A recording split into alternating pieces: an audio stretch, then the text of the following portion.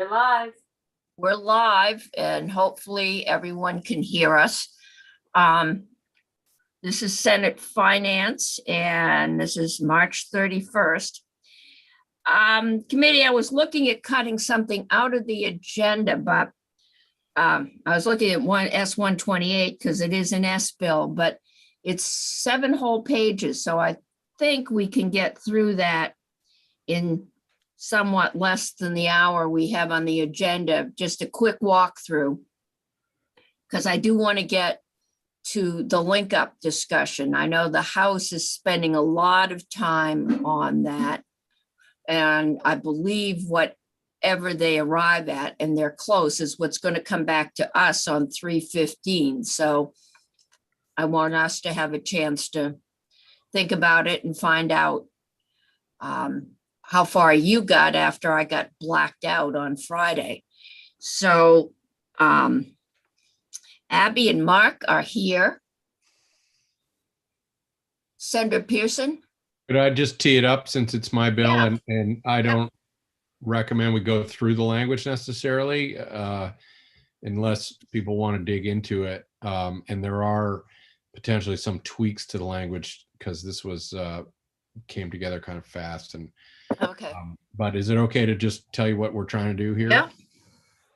And I apologize. I would have liked to ask other senators, Senator Bray in particular, to sign on because this is something he'll, I think, care about. But you'll remember last year we spent some time talking about getting an understanding of how we tax solar farms and solar arrays. Mm-hmm. And it's complicated because, you know, do you tax it based on the value and blah, blah, blah. And what the state has done, and we do this for wind, and I think is the right approach, is we don't base it, the property tax is not based on the value of the property or the value of the business, but rather on the production of the capacity of production. And so the underlying property stays consistently valued, and then the array is taxed on the property tax for its production capacity. What this bill tries to do is apply the same rule to storage. So batteries, they're in the no man's land right now of how do we tax them. And we're just trying to be consistent and say we should give them the same treatment. In fact, I would argue it's important we make it clear that we are taxing them just the same way as we do solar arrays, and make it predictable. We want people to install storage, particularly to boost our solar deployment, and we don't have certainty, as I understand it, in the tax treatment. So that's what we're trying to do here. I actually don't think this is terribly controversial, famous last words, and so maybe it is something we could tuck into a different bill, but wanted to bring that forward. I appreciate the time. Okay. Abby, are you going first? Mark's here. Sure, whatever you would like, Madam Chair. Can Start us off. you do a really quick walkthrough? Sure, absolutely. So the bill as introduced does amend the uniform capacity tax as it relates to grid-connected renewable energy plants and stationary grid-connected energy storage facilities or energy transformation projects. There is an existing uniform capacity tax on renewable energy plants based on their plant capacity. There is an exemption under existing law for smaller energy plants when they have a plant capacity under 50 kilowatts. So this sort of goes through and adds a new uniform capacity tax on larger energy storage projects, facilities, or energy transformation projects. And then it addresses the property tax treatment of those projects and facilities to make it clear that they are allowed the same exemptions under property tax as solar energy plants. It also allows them to have similar tax appraisal for the purposes of property tax. So there are a few different sort of true ups throughout the bill to different sections of statute relating to energy plants. Okay, what is an energy transformation facility? The definition here, you can Is just that new or is that in the existing?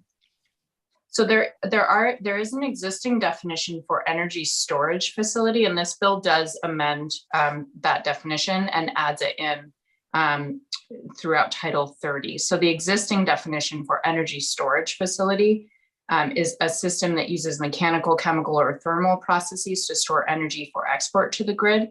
This would change that definition so that it becomes instead a stationary device or system that captures energy produced at one time, stores that energy for a period of time, and delivers or may deliver that energy as electricity to the grid for use at a future time. There is an existing statutory definition as well for transformation projects. And while that's a fairly broad definition, this bill was just getting at much larger projects. So it's 600, just pulling the 600 kilowatt hours or larger of output. So energy transformation projects under Title 30, again, it's quite broad. It's an undertaking that provides energy related goods or services, but does not include or consist of the generation of electricity, and that results in a net reduction in fossil fuel consumption. There are examples listed in the existing definition: home weatherization or other thermal energy efficiency measures, air source or geothermal heat pumps, high efficiency heating systems. And then there's a whole list. I can share that with the committee. But again, this We bill do is just tax getting at those? so they would have to be very large because this is Okay, so for if 600 somebody, kilowatt hours or larger. okay, so putting a Heat pump, I into your don't home. believe would. Okay. All right. Okay. Committee, any questions? Sandra Bray? Yeah, I'm catching up here, and I may be asking a silly question. Well, in the definition, when it says capture energy at one time, stores it, delivers it, or may deliver it as electricity. So it has to be has to come out as electricity. Is that the form it needs to be delivered in? Because I'm thinking about, there are other energy capture devices that don't necessarily deliver electricity. For instance, overnight they'll create ice in a box of sorts, and then they let that ice melt during the day and deliver to a cooling system that cools the place, and then they make ice again the next night when there's no demand for electricity. So I just was trying to make sure we're not sweeping in other things, that it is a form of storing energy, but it's not making electricity. Yeah, there were a lot of electric storage heaters in Montpelier where you heated up bricks at night when electricity was cool, or you got a very good rate, and then released heat during the day. So Senator Pearson. We're only referencing things connected to the grid here, right? Okay. That's correct. So I think that is some protection to the question Senator Bray is asking. And a large enough capacity so we're not picking up the folks with a couple of solar panels on the roof. Right. Okay. Right, and you struck the phrase mechanical, chemical, or thermal. Mhm. So that sounds more like, making ice to store coolness for the next hot morning or whatever. Thank you. Okay. All right. Any other questions for Abby? Senator Hardy. Abby, I just scrolled through the bill quickly, but can you explain when these things are taxed and when they're not taxed, or when they're subject to property tax and when they're not subject to property tax? Great. Yeah, so be happy to walk you through. So currently there is an existing exemption for real and personal property except land that's a renewable energy plant that generates electricity from solar power when the plant capacity is less than 50 kilowatts and is either operated on a net metered system or is not connected to the grid and provides power only, for an individual. So there's an existing exemption there. And there is also, let me just look at, there is also within the definition of non-homestead, so we're not obviously talking about homesteads. Non-homestead property is all property except renewable energy plants that generate electricity from solar power that are taxed under the UTC, the Uniform Capacity Tax. Okay, So those, again, there are exemptions for these smaller plants, but otherwise they're subject to the Uniform Capacity Tax. okay, thank you. Okay, so what this is basically saying is, and if you put in a system of batteries to collect that electricity and then use it either at peak or if things blow down, that this is how the batteries storage facilities, right now, I think most of them are batteries, would be taxed in the same way. Sorry, Madam Chair, could you repeat that? Okay. What we're basically saying is we're going to tax electric storage facilities. And right now it's primarily batteries, but could change the same way we tax solar generation or Correct. So solar other- plants, Okay. plants generating electricity from solar power. It's trying to line up the tax treatment and clarify the property tax exemption so that it is the uniform capacity tax that applies. Okay. Mark, I see you're here. Do you have anything to add at this point? This is just a quick walkthrough. Nothing except for Senator Pearson, you mentioned that there may be some tweaks coming along, and I'm wondering if one of the tweaks is the $6 per kilowatt charge on plant capacity. It's currently 4 kilowatts. Is that one of the things in play?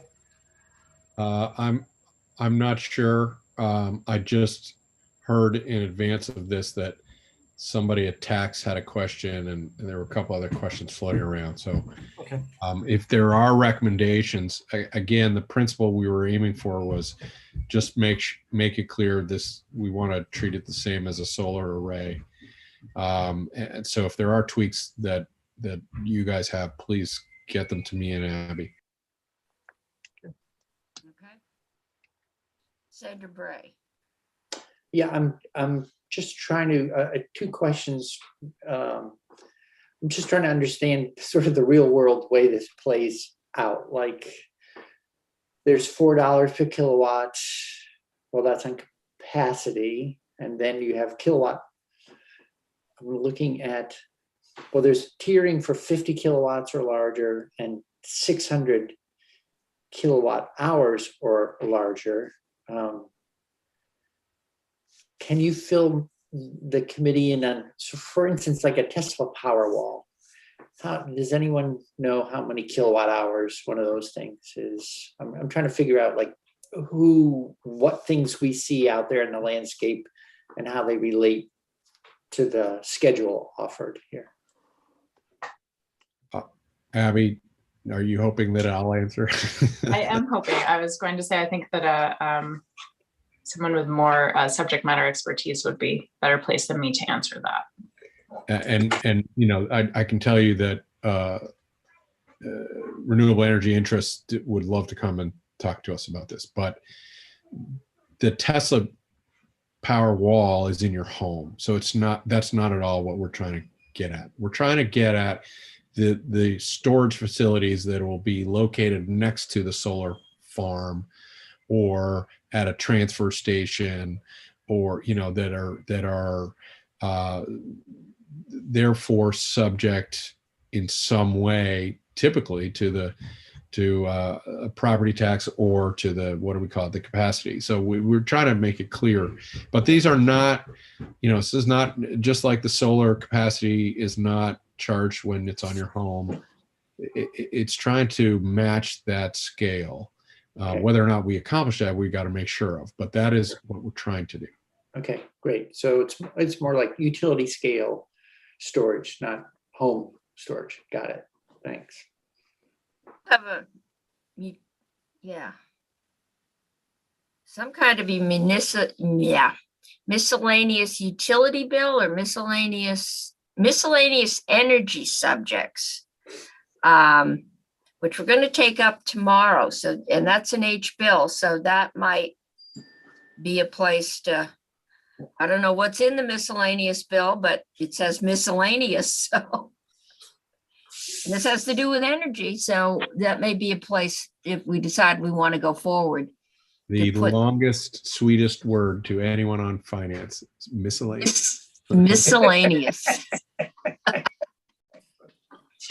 It's English for Christmas tree. Okay. It's a little hard to have a germaneness question on the miscellaneous. Yeah, it is.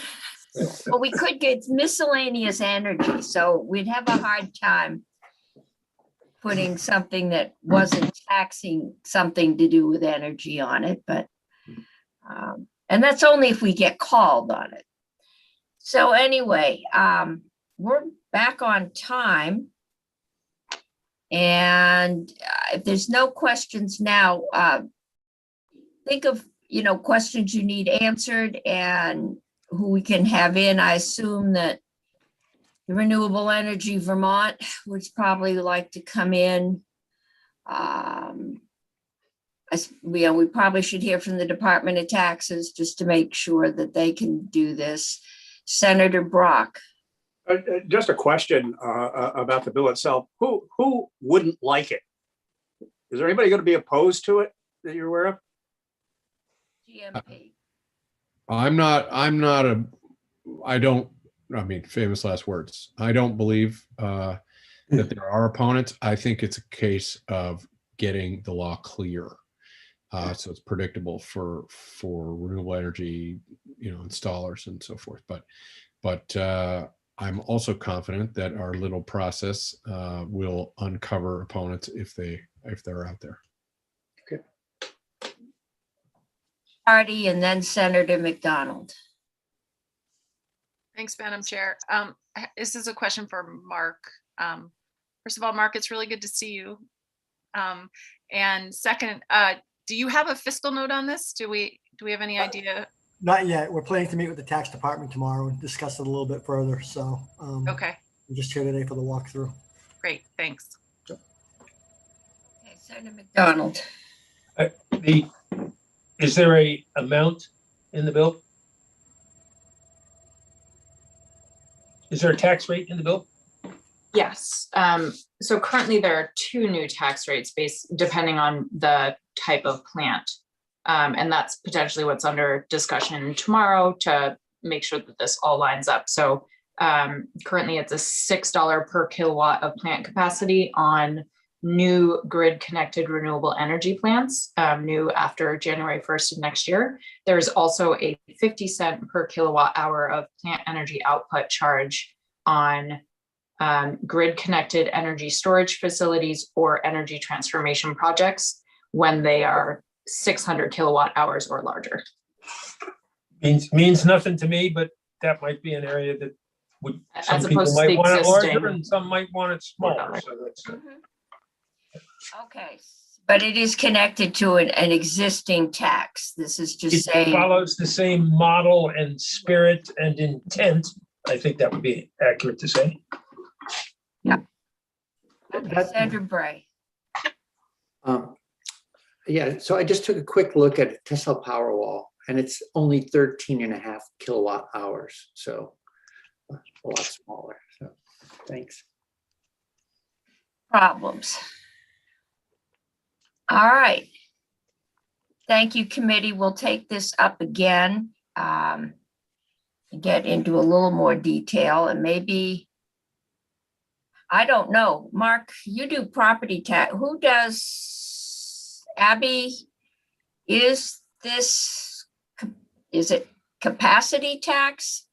Can we get a briefing on how we do tax all these energy products as it impacts this? Sure, I'm not sure of what you would like from how things are treated currently, or. Yeah. Yeah. What, just a little bit, next time we have you in, Sure, of the system that's presently in place that we are folding these storage. okay, on the uniform capacity tax, how it currently is. Yeah, I administered? know it was a Sure. capacity tax. Certainly. I, as was mentioned, Mark and I are meeting with the Department of Taxes tomorrow, so we can also Okay. get some background on the Yeah, history I of this think, tax. I'm not sure who would be the best one to do this, but I think that would be helpful for us to have, because most of this work has been done in natural resources and energy and then brought over to finance to kind of stamp the tax, but Senator, the uniform capacity tax now, it's a tax, it's in lieu of the property tax, and it's dedicated to the education fund. okay. Pretty small tax, and the land underlying these things isn't affected by any of this. The land still remains subject to tax, I believe. Is that right, Abby? Yes, it's still subject to property tax, exactly. Okay. Senator McDonald, do you have your hand up or? Yes, there were, I reported the bill on the solar generators, and the other two areas were nuclear power and wind, all of which have a tax rate in lieu of a property tax. So that might be where you find the history. I can't remember the details, Don't have any nuclear anymore, so. but it's in the statute, it's repealed, and it helps to demonstrate the spirit, purpose, and intent of Okay. such taxation.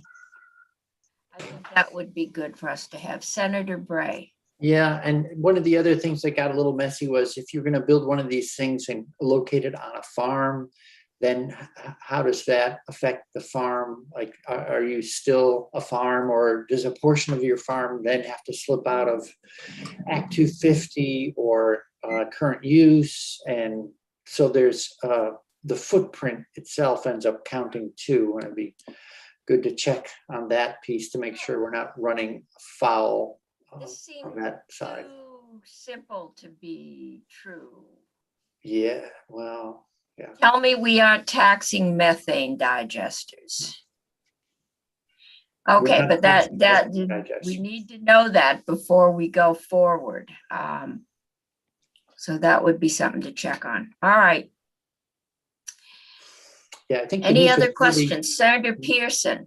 Well, just in case it helps, one of the ways I think of this is, if you take a field and that is taxed today, it's a farm field, it's taxed at its use value, and then you add solar panels to it, and you still are grazing or something there. So the state has decided that it doesn't make any sense to look at that parcel and decide, well, now you're generating $100,000 of electricity, and so the value of the land is relative to, let's pretend it's a business that's generating 100 grand a year.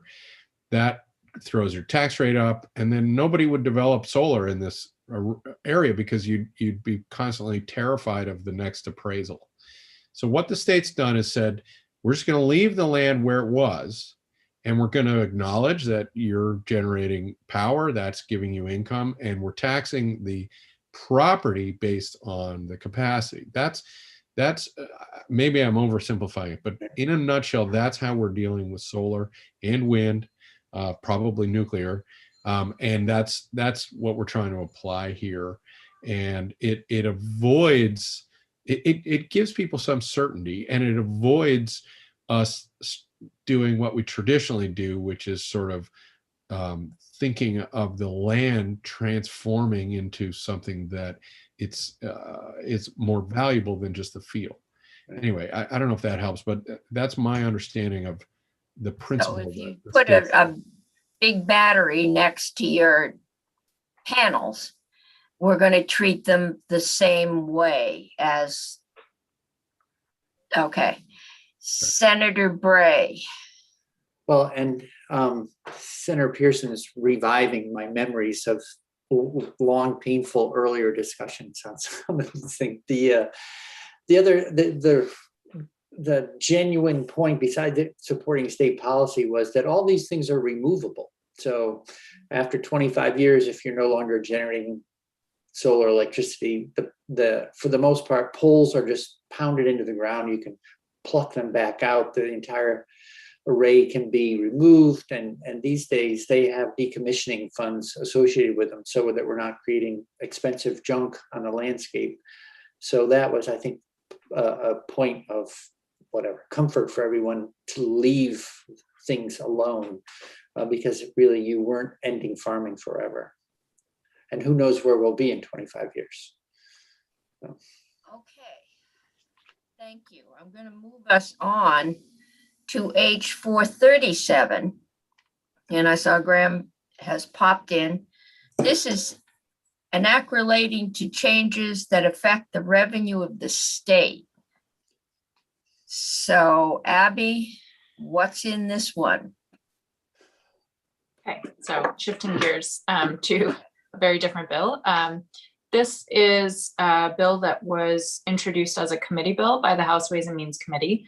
It has 6 sections. It imposes a new surcharge on the property transfer tax. It's a 0.5% surcharge on properties valued above $1 million.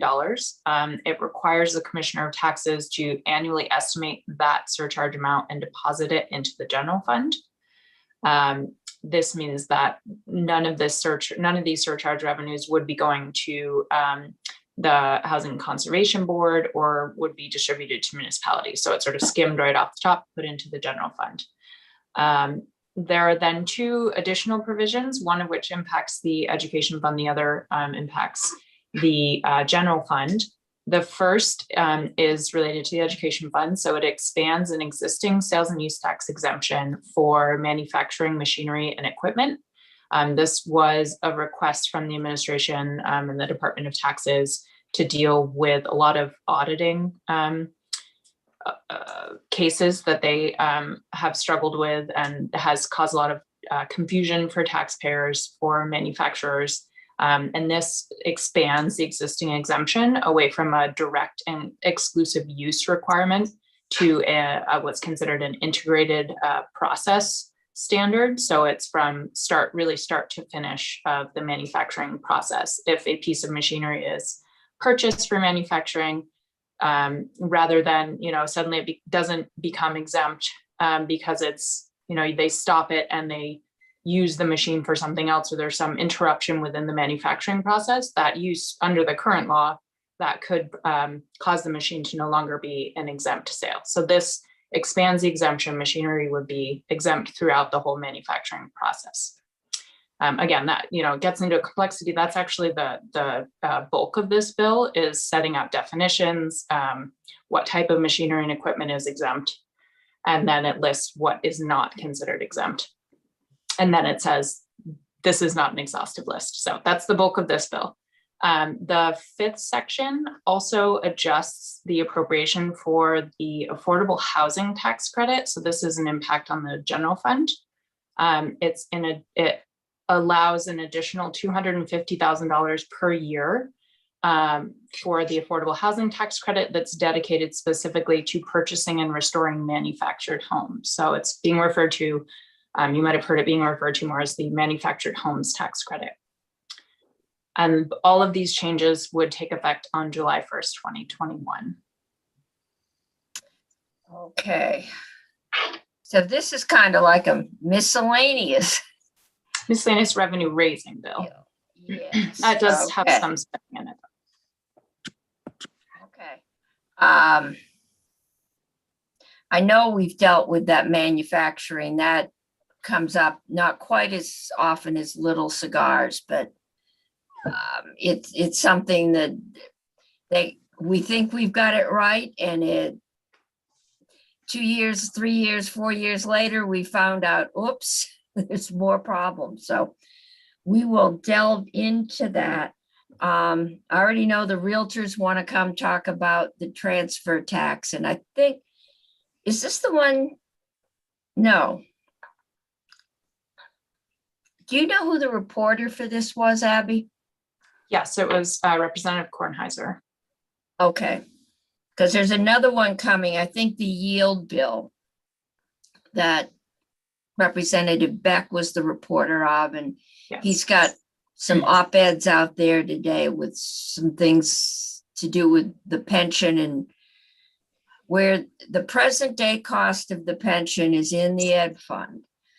With the new report, the ed fund has been hit for $30 million. The debate has always been, where should that be? This is not the once you retire section. This is the payment in. It's another one that has been moved every year. I think we move it, but it might be a thing to talk to again. But that's another bill. So Senator Hardy.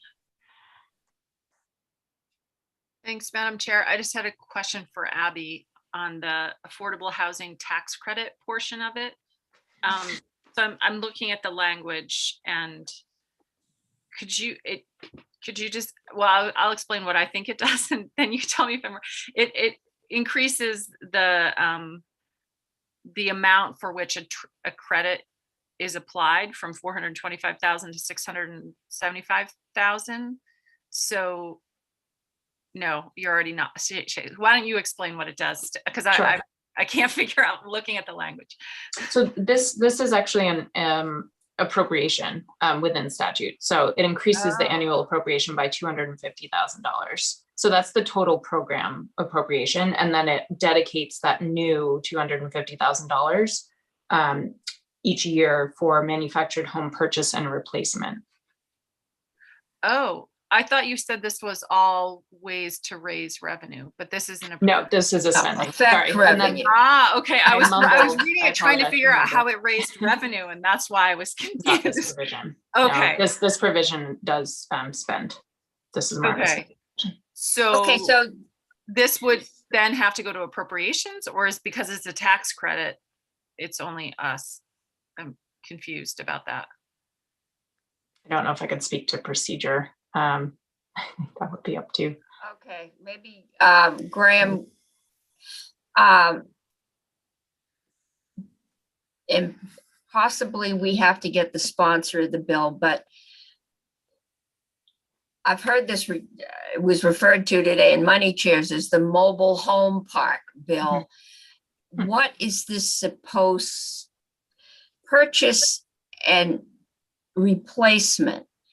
Now, I know I've got a local dealer who will buy and refurbish mobile homes. You know, if you buy a new one, and is this a tax credit for that? Is this to help? Who's going to benefit from this one? And is that something, do we need to get the sponsor of the bill in for that? Yes, my understanding it's a VHFA that administers this program that you would probably want to hear from. Okay, we will so they get can them up. explain the program, how the All right, program. we will how it get the benefits realtors and VHFA in here next time. Okay. Could we also get Representative Kornheiser just to tell us Yeah. about the conversation in the House about this? Yeah. Thanks. Senator Bray, you have a question. Yes, ma'am. Thank you. I'm back on section 1. So tax on transfer of title to property. So is this a surcharge on top of the current PTT? That's correct. Okay. So it only applies when the and- value is $1 million, in excess of $1 million. Okay, and it's entirely new. Yes, that's Okay. correct. And do you know how much this proposed surcharge raises? Has anyone done that math? Yes, and Graham Campbell is on the call. Right here. Yep. So Graham, how much money we gonna raise on this one?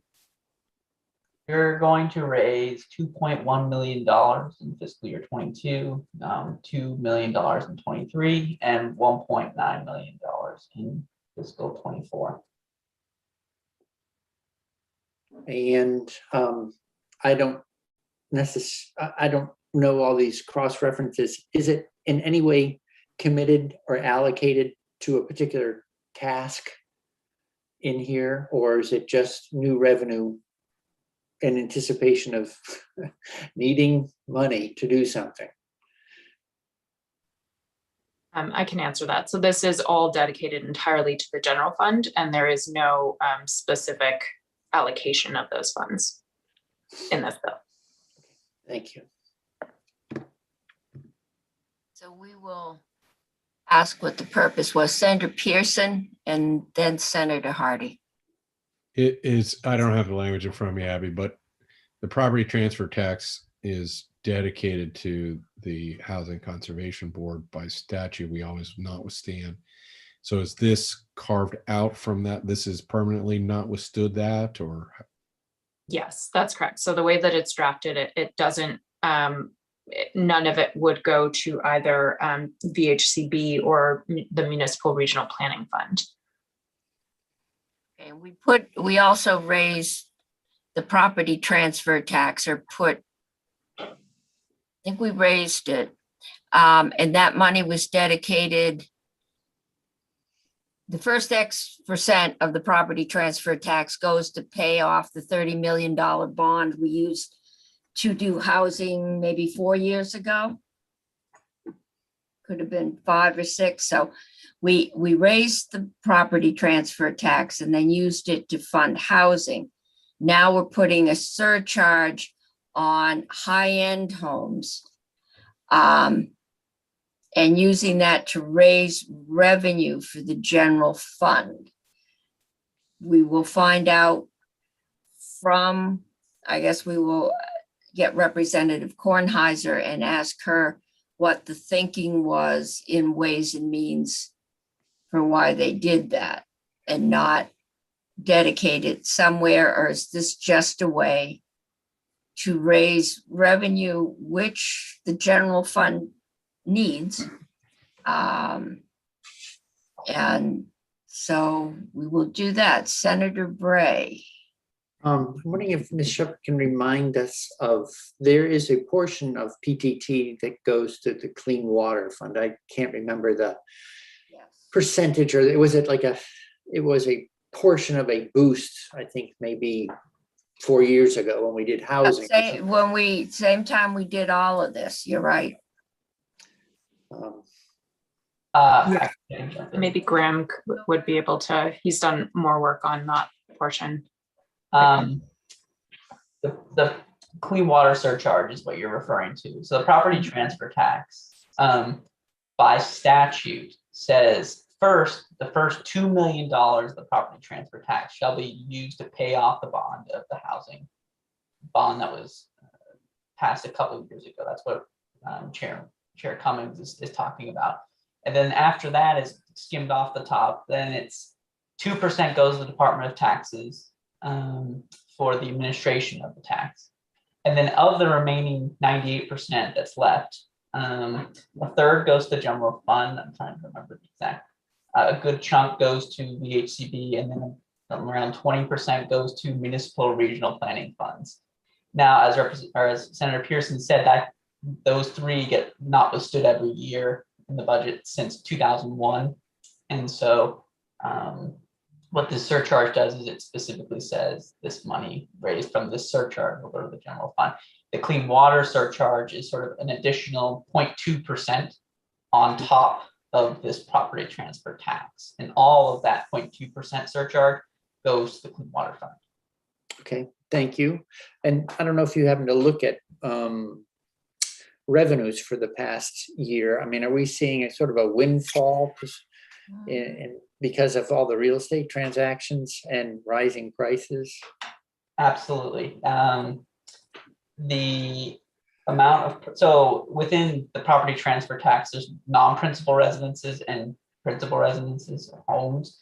And most of the money here is being raised on what are non-principal residences.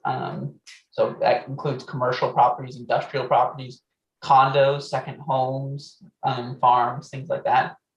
and then principal residences are homes. But in both categories, the amount of money being transferred over $1 million is the highest in the data set that I have. In homes, it's about double what the historical average this year, or in 2020 over the past 4 years. And then in non-principal residence is the highest in the data set. So yes, we are seeing a lot, and that's backed up also by the forecast. The forecast has record high property transfer tax revenues for the next 2 fiscal years. Thank you. Graham, do we have any way to trace the permanent residence of the sellers? I know there are a couple of second home communities where a large number of the sellers are Canadian. And I know there were issues with before the pandemic and the closing of the borders with how days got counted and how many days they could spend here, you know, without having to get, you know, a green card. And now that the border's closed, I'm just wondering if we're seeing a sell-off in some of those communities. Because they haven't been able to come down here in a year, and it's and I don't believe they can, they're limited. I don't think they can stay long enough at one stay to get through a quarantine. So the first part of that, I don't quite know exactly how the determination of principal residence versus not principal residence is made, whether it's the principal residence, the seller, or the intention of the buyer. So I'll have to get back to the committee on that. No, I suppose if you're a Canadian citizen, if you're a Canadian, you know, and your residence is in Canada, you can't get to your home in Vermont. You haven't been allowed in a year, and there were border disruptions before that. I was just wondering if that's part of what we're seeing is a sell-off, but that maybe the realtors, well, the realtors in, they do a pretty good job at tracking. We can ask them, or I can ask. We have some data from the past fiscal year, and the places where you're seeing very large increases in the property transfer tax are kind of in the places that have been talked about anecdotally. So you see a lot of ski towns, a lot of tourist towns, the Chittenden County area, accounting for, I think it's something like 15 towns account for 60 or 55% of the total increase in the property transfer tax, and all of them are sort of, I guess, what you'd think of as anecdotally where you'd expect them to be. I can Probably aren't seeing a lot in Lunenburg or Stannard. I don't recall seeing them on the list, but I think Tom Quebec. I would doubt it. Okay. Do they have broadband in wait, those I towns? think I skipped Senator Hardy before. Did I? I had Senator Pearson, and I think I skipped to Senator Bray, and Senator Hardy was in before that, and then I'll go to Senator McDonald. Thanks, Madam Chair. Graham, can you share that data with us, or is it posted on JFO's website somewhere? Yeah, I will send a document to the committee. It's in Tom Covette's latest forecast, and there's a table there showing the growth in property transfer tax by town for calendar year 20 versus calendar year 19. I'm looking at it, and it's as you'd expect. It's most of the towns are, you know, tourist towns, ski towns, or Chittenden County area. Okay. And I think my comment before, Madam Chair, was related to the general fund and increasing revenue to the general fund. I mean, this has been just sort of a perennial problem, is that our general fund is quite small compared to where it should be proportional to other things in our state budget. And we had a conversation just this morning in Health and Welfare Committee about all the many, many needs we have. So I appreciate this effort to try to, and if you look at Graham's fiscal note, he has a table with each of these items in this bill, and the net of them is actually really not that much money because of the appropriation that Abby mentioned, and then the manufactured, the exemption and the manufactured home credit, they sort of offset this revenue, most of it. So it's really not that much money we're talking about in the net. Okay, Senator McDonald. Madam Chair, while you're on appraisals in towns that are looking at sales, other anecdotal stuff you might look into is the difference between purchases in towns that have high-speed broadband and towns that don't, which has been another distinguishing characteristic. Yes. Without looking at sales, I have noticed some notably higher end towns in the middle of some lower end sections of the state who have had broadband for several years. There were islands they're getting caught up with, but there were several islands up in the northern part of the state. I was at a meeting this week, where what I hadn't heard in a couple decades is, quote, "Those people are buying houses for more than they are worth," end of quote. And it referred to the folks that housing sales in Vershire, a town with it doesn't sell anything, no stores, et cetera, et cetera. And it was because they have high-speed internet and they're in the countryside, and they're in proximity to good schools. Yep. That makes a lot of difference. And they're Okay. complaining. All right. Graham, Abby, anything else we should know about this bill? This is our initial walkthrough. The only thing I'd say on the fiscal end is with respect to the manufactured home credit expansion under the affordable housing credit.